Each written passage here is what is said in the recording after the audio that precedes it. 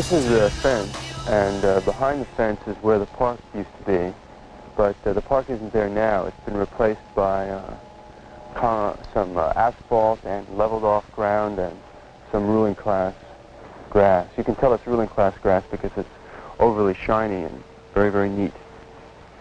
And in order to understand how all this came down, the first thing you really have to understand is that Berkeley's a company town. It's run by the University of California very much the way Standard Oil runs Richmond, or the way DuPont runs Wilmington, or the way the automobile industry runs Detroit. And of course, the university being a company town, the company's in pretty bad trouble. And the rulers of the company, like rulers everywhere, completely incapable of understanding their own problems and have to blame their problems on outside agitators.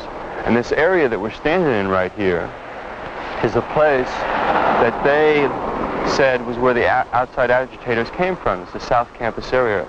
And they decided in 1966 that as long as this area remained, that there would never be peace on the campus, because this area nurtured and this culture of resistance. It was Hippiesville, I think is one of the way the chancellor put it in 1966 to the Regents. So along with the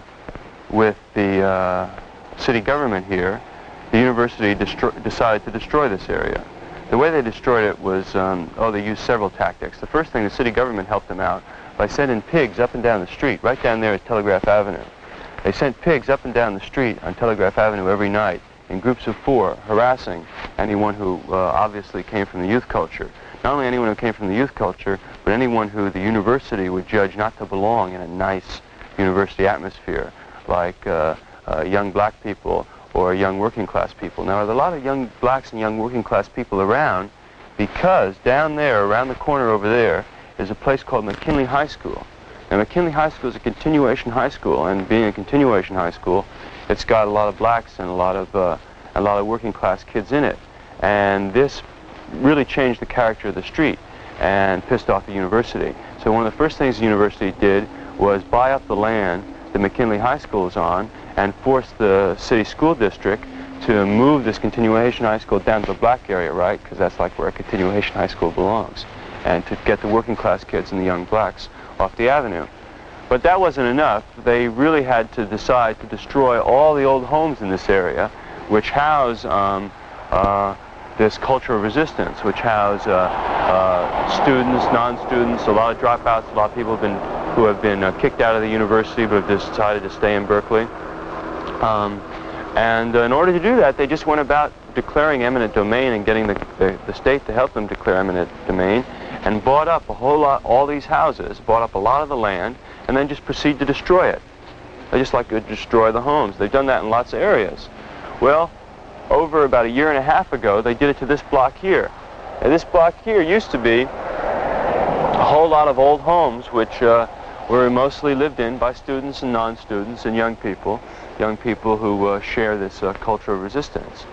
And the university bought up the homes and immediately destroyed them and let this block, there wasn't a fence here, and was just this like dirty old block, you know, and it was used as an informal parking lot by people. And they let it stay there for over 1 year. Well, finally, the people in this area realized that what was happening was that they were like about to be pushed into North Oakland, that this whole area was going to be turned into, well, the university had 4 kinds of plans.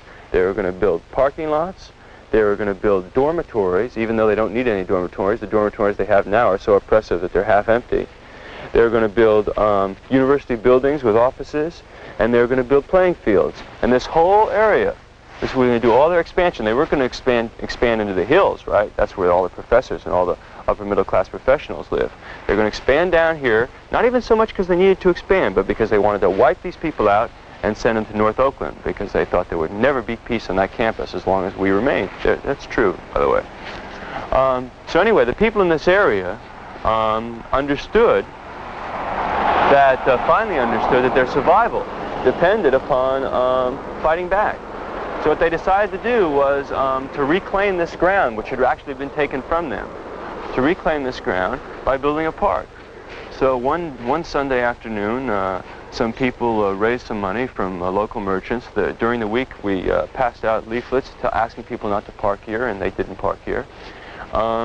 We went out and we bought some sod, some grass, and we came in and we began to clean it up and plant grass there, people's grass, not this ruling class grass. And the first couple weekends, there were only a few hundred people who worked, but after that, it just caught. It was really magical. And by the third or fourth weekend, there were a couple thousand people on Sundays, and always 10 or 15 people actually here in the park working. And it wasn't just like, it started out by people who represented the culture of resistance, but by the third or fourth weekend, it was all kinds of people, old people, young people, straight people, hippies, blacks, revolutionaries, every conceivable kind of American from this area came and worked in the park. And it caught on because it was a very special experience for an American. It was a time when you were working and you actually believed in what you were doing, you know? Like people were building this park which they themselves were going to use. There was no boss, right? They weren't working around their home, but on the other hand, they weren't working for money, right? They weren't like going here and laboring and not giving a shit about what they were laboring over just so they could get some money and go buy something else. It wasn't like that at all. They were building a park. They were making the decisions about what should go in the park, and there was no boss, and they loved it. It was like a completely new experience for young people and old people alike, and it was a very, very joyous thing. And people came and they built the park, and you can't really describe it to anybody who didn't see it. It was just beautiful.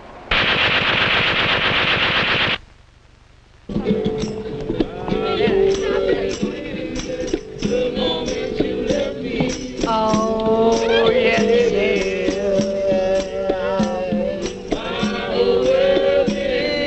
The moment you left me.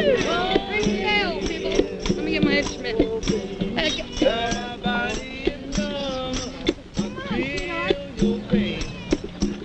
Yes, it is. Yes, you got it, people. Fire at you, see? I told you, didn't I?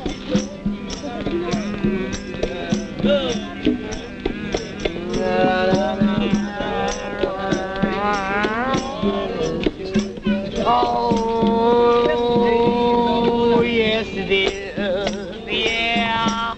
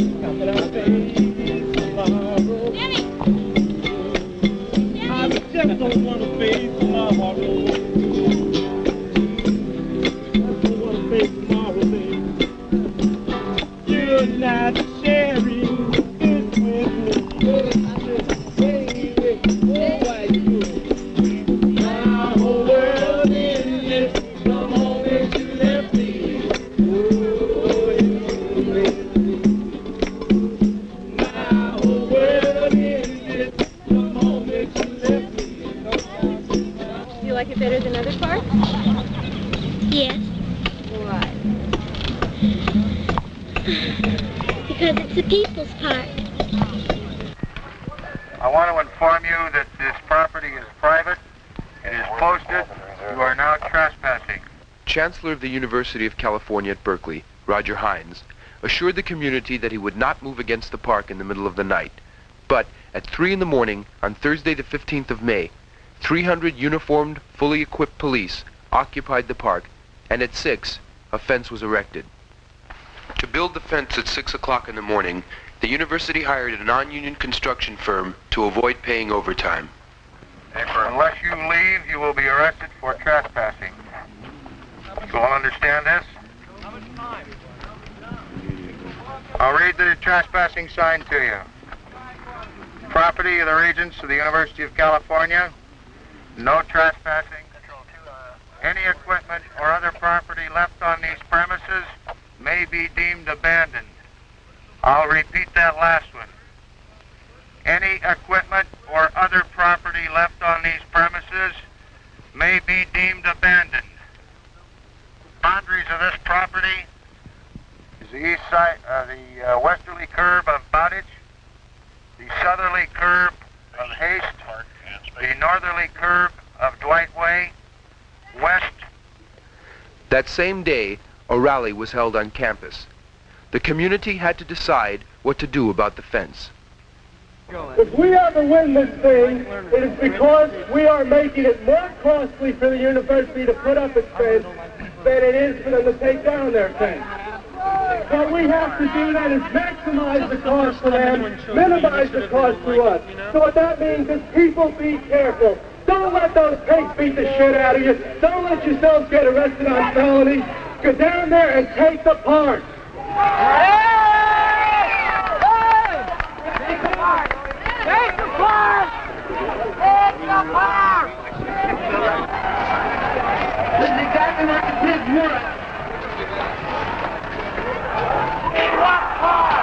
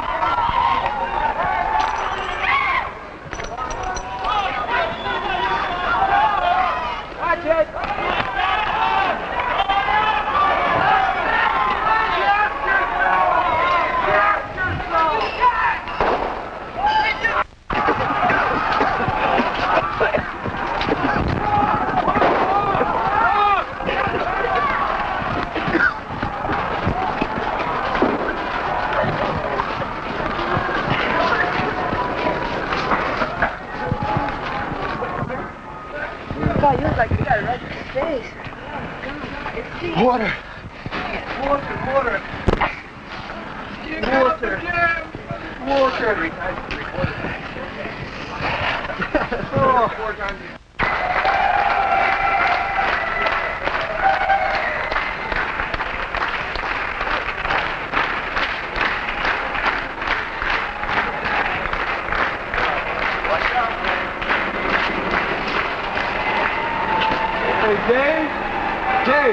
Hey, David! Come on back, man. The guy in the crowd is going to see.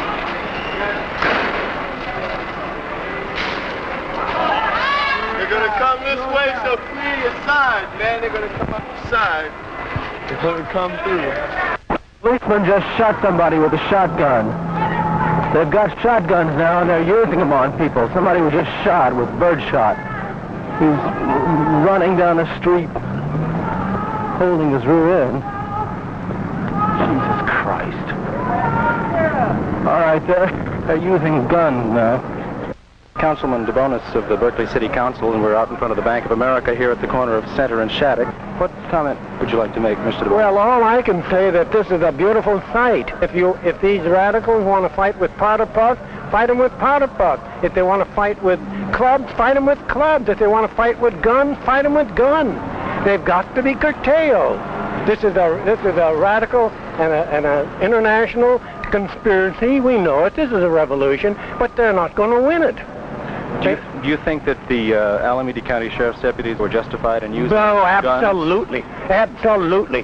What would you do, young man? 40 people, 40 officers, cornered by 1,000 animals. They didn't have any tear gas bombs. They didn't have anything else left but buckshot. And wouldn't you use them? Why, I commend them for it.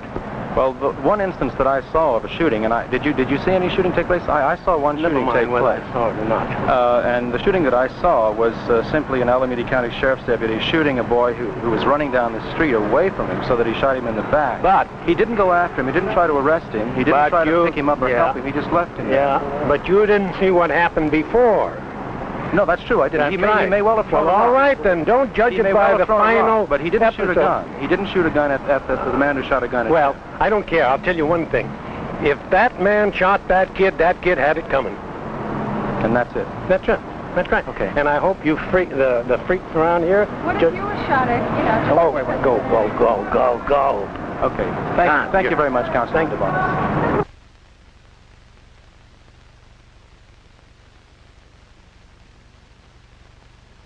Steve. 4 days later, James Rector died of his gunshot wounds. Alan Blanchard was blinded, and 100 other people were treated for bullet wounds.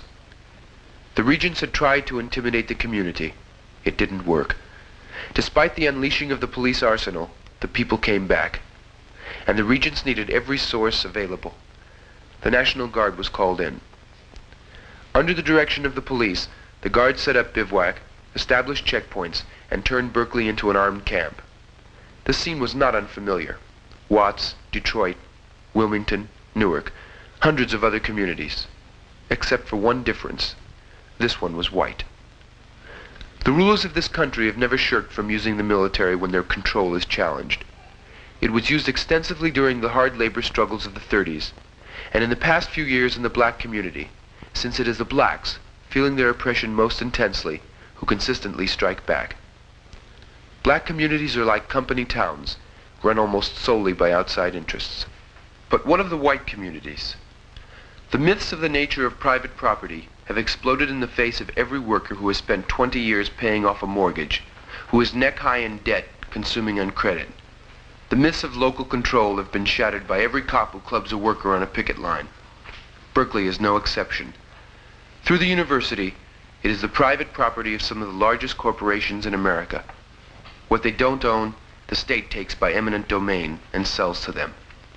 This is at the heart of our fight for the park, at the heart of a strike, and is at the heart of community control of police and school issues. There is no private property, only corporate property. The University of California knows this well.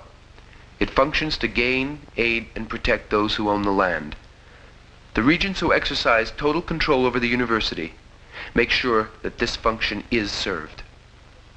The 16 governor-appointed regions represent a broad spectrum of economic interests, with heavy emphasis on agriculture. California leads the nation in total cash farm income of almost $4 billion per year. Their market value reaches $16 billion per year.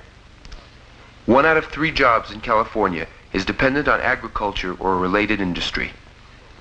3 regions alone hold 20% of Orange County, 285,000 acres of Kern and LA counties, and large areas of Coachella. These areas are at the heart of the grape boycott. Land holdings don't end with grapes. Hunt Wesson Foods, Del Monte Corporation, Western Fruit Growers Sales Corporation, Newhall Food and Farming Company, the Irvine Foundation. These cover almost every major cash crop in the state. In 1967, Governor Reagan appointed Alan Grant president of California's State Board of Agriculture, which automatically makes him a regent. Grant is also the president of California Farm Bureau Federation, whose terrorist arm, the Associated Farmers, has brutalized small farmers and laborers alike in the interests of the large growers for 50 years. Grant is the industry's major spokesman against the Delano grape strike. The power of the Board of Regents ranges far beyond agribusiness. Edward Carter's directorships, other than Del Monte, include AT&T, Pacific Mutual Life Insurance, Southern California Edison, Stanford Research Institute. Morton Simon owns McCall's, Reader's Digest, and Canada Dry. Edwin Pauly is a director of Western Airlines and chairman of Pauly Petroleum, which continues to destroy Santa Barbara channels and tidelands. His holdings in Mexico are extensive. Pauly Pan American Petroleum holds 3 contracts with Petróleos Mexicanos, an organ of the Mexican government. This is what private property is in America. Control for the few, debt for the many. On Memorial Day, after 20 days of fighting, 50,000 people marched in Berkeley in support of the park. It was the largest march that Berkeley had ever seen, and because of its nonviolent nature, was thought by many to be a success. But the march had originally been called to tear down the fence. Instead, it was like a funeral procession passing by for one last look at the body. People pinned flowers on the same police who were willing to kill to protect corporate property. Militancy and an understanding of the past 20 days had left the movement, and when the march was over, so was the fight for the land. A fight for a park, or a traffic light, or a hot breakfast for children can seem small and insignificant. It is for the wealthy people in the Berkeley Hills who were given $42,000 by the city council for a park 4 blocks from a state park. But when oppressed people fight for even these things, the basic contradiction of ruler versus ruled is revealed. The fight for the park is important, not only because it is needed, but because the community reclaimed the land the university stole from it. We know who owns the land and its wealth, and to what ends they will go to keep it. The same month that James Rector was killed, 7 black students were shot to death in South Carolina. Last spring, only 6 miles from Berkeley, Dick Jones was killed by a scab truck during the Standard Oil strike in Richmond. The same men who ripped off the park are trying to rip off community after community and country after country. The number of political prisoners grows each day. The Presidio 27, the Panther 21, Los Siete de la Raza, Susan Parker, in jail for refusing to testify before a grand jury, and everyone in struggle today are fighting the same enemy. But we feel weak and isolated because they have the guns, they have the courts, and they have the prisons. We are weak and isolated when we fight alone. But all over the world, people are coming together for strength and defense. People's parks have been built in New York, Chicago, and Madison. Campus after campus closes down. There have been more wildcat strikes in the past few years than in the last 20. The United Black Brothers in New Jersey, the League of Revolutionary Black Workers in Detroit, and Black Panther caucuses in locals all over the country are organizing, fighting, and growing.